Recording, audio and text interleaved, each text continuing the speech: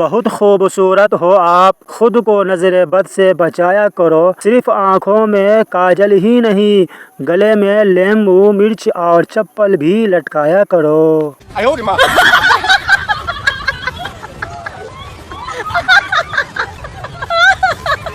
हर लड़की का ख्वाब शौहर अपना वाइट हो, लंबी उसकी हाइट हो, गुस्सा उसका लाइट हो, जेब उसकी टाइट हो। जब सास से मेरी फाइट हो, शौहर बोले बेबी तुम राइट हो।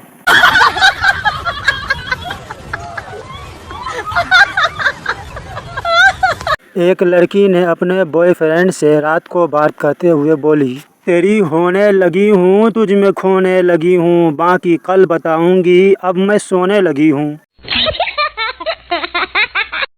आज का फनी लतीफ़ा। चांद को चोर देखता है, सूरज को मोर देखता है, हमें बहुत बुरा लगता है जब आपको कोई और देखता है।